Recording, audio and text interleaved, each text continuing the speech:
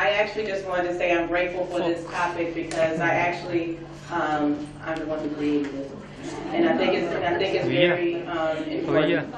And so, as you all know, my name is Wendy Alexander. I'm a global mindset strategist. I'm from the U.S. I currently reside in Dubai. I believe that we have women who are definitely in leadership that are healing. I have held positions myself as an organization, as CEO and COO. I run my own organization. I'm an international business strategist.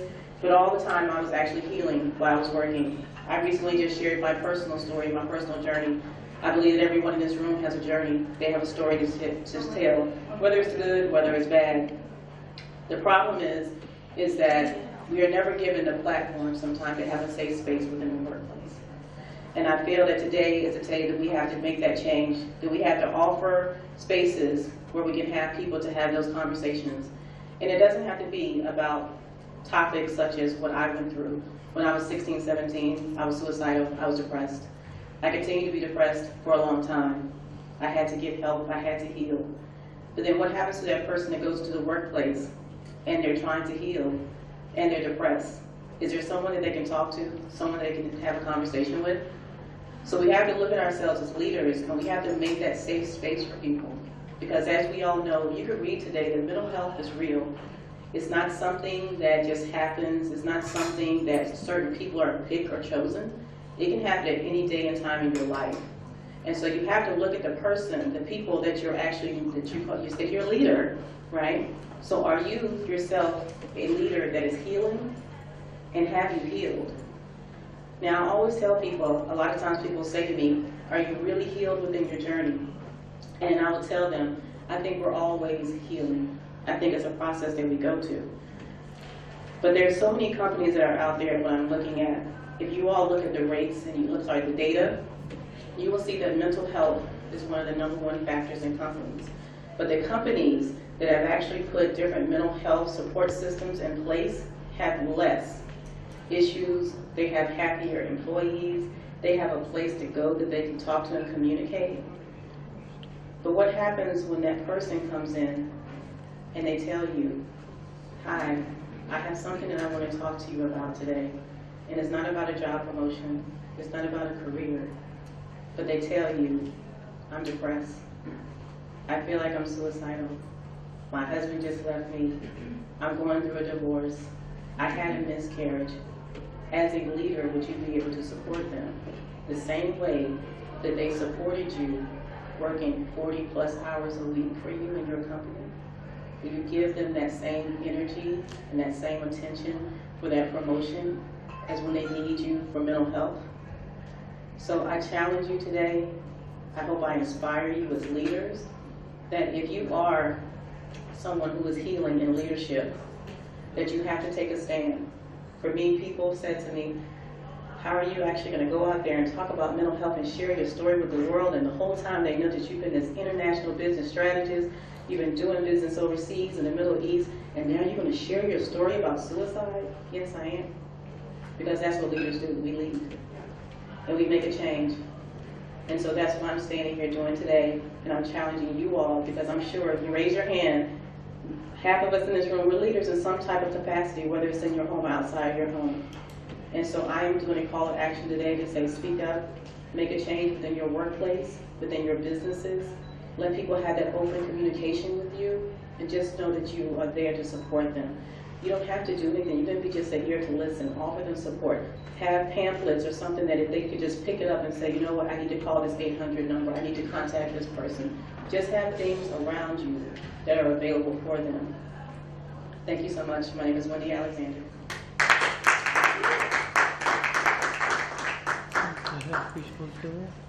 Now I would like to invite.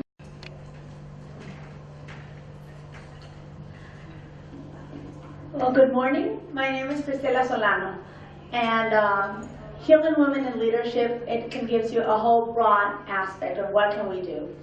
But really my main goal here is to get into your mind and your soul about how women, when we are leaders, we're always healing because we really don't support each other as much. The problem we have is that even though we have to go and conquer the world and express that we're much more better than the best of all because we're women, we also have to fight with other women that are there that do not take the time to give us that support, that caring, that love that we all need. I haven't had a baby, I'm not a mother, and that is even worse in a female life because they tell you like, okay, you haven't gone through that. You don't know how that is about.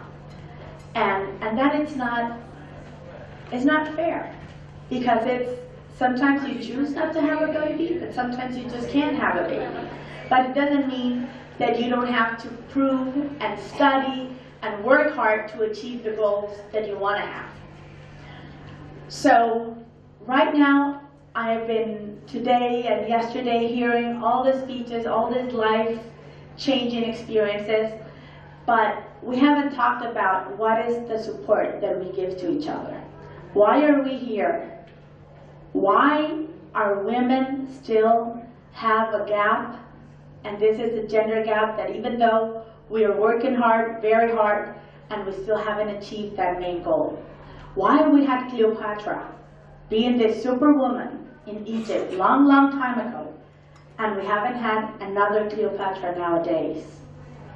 Well, it is, first of all, because we don't have a purpose in our lives most of the time. We just start running in a very, very fast lane, trying to achieve things, but not to achieve the best of what we can do and the best version of who we are.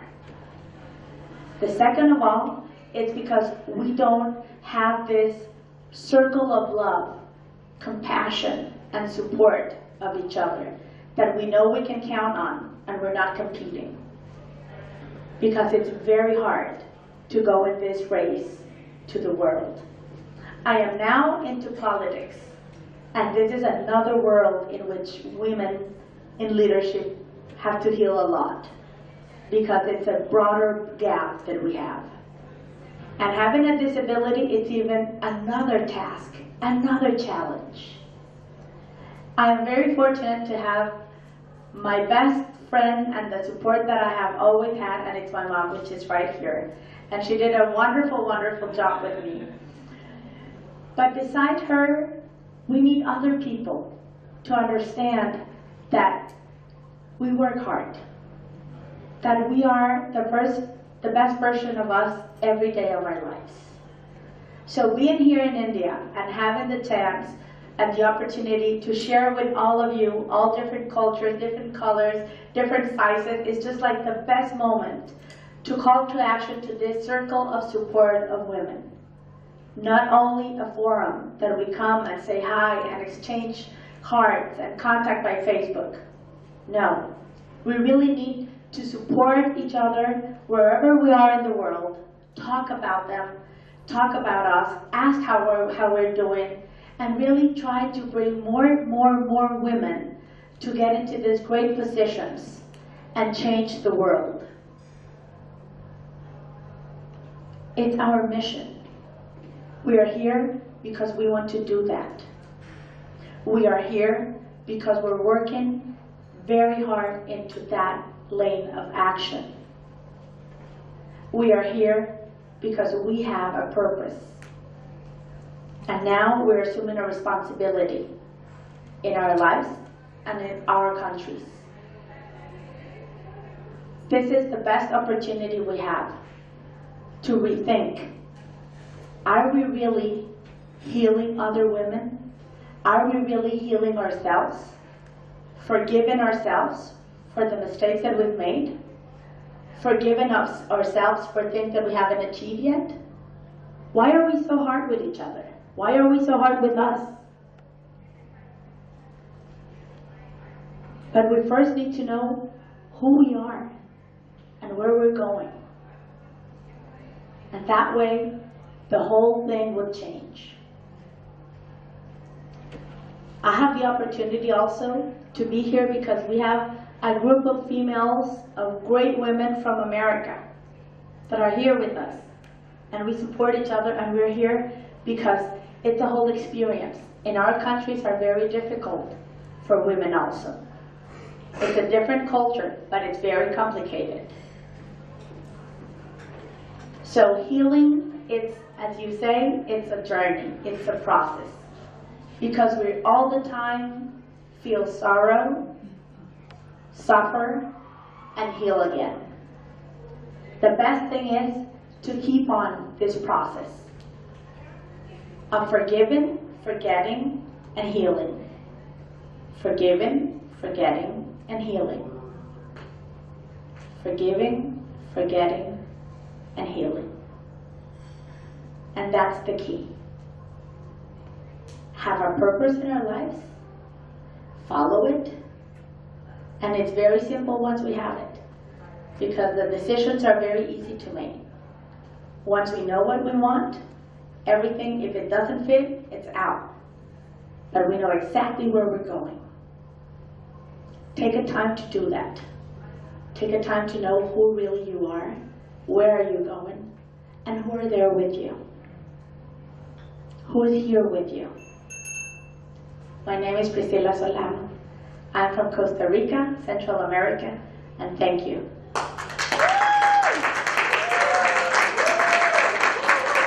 Come on now, have this week. Is it still morning? Good morning, everyone. Okay, so I am doing the supporting my sister thing right now because, as you see, my face is not here on the screen. I'm actually standing in for Dr. Della. She was on her way here and she may not make it, but we're part of a group called Empowering 1 Billion Women by 2020. We are the #1 financial platform for women entrepreneurs who want to start, launch, grow, and scale businesses to create sustainable wealth. And we're super excited about being here in India. And so I'm going to stand in for her and just share a little bit about my own story. I am a recovering corporate banker. And I say that because I was in corporate America, started at the bottom, climbed the ranks, went straight up to the top, learned a lot, saw a lot, and went through a horrible time in that, during that time. The pressures from corporate America was a bit overwhelming. It is mainly, or was, male-dominated, it may still be, but you know, we're breaking that glass ceiling. I went through a few things, like hemorrhaging. So sorry guys, I'm going to be frank because this is a girls talk, right? So I was actually hemorrhaging on the job just from pressure there. Went to the doctor, that resulted in a full hysterectomy. Exactly a year later, almost to the date, I was back in the emergency room having another major surgery. At that time, I grew a tumor in a place where my uterus was. And so I had to have emergency surgery again. And so I'm all about second chances, pushing the envelope, living in the moment. And that gave me an opportunity to stop. And many of us just need to stop. Just really take a pregnant pause, as I intentionally did just a few minutes ago, and just stop and reflect. And you're talking about, in so many terms, you're basically explaining self-care. And we have to practice that first before we expect it from anyone else.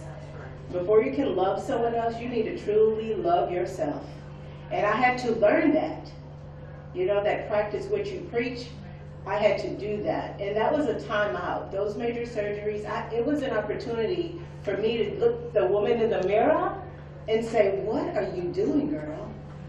Like, are you even happy with your life? Or are you on autopilot? Are you just doing what's expected of you? What do you want to be in life?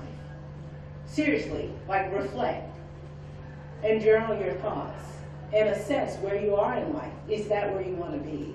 Is that relationship where you want to be? Is where you're living where you want to be? Whatever it is, take a moment and just really think about that. And that was an opportunity for me to do that. So what do you think? Shortly after that, I took a leap of faith.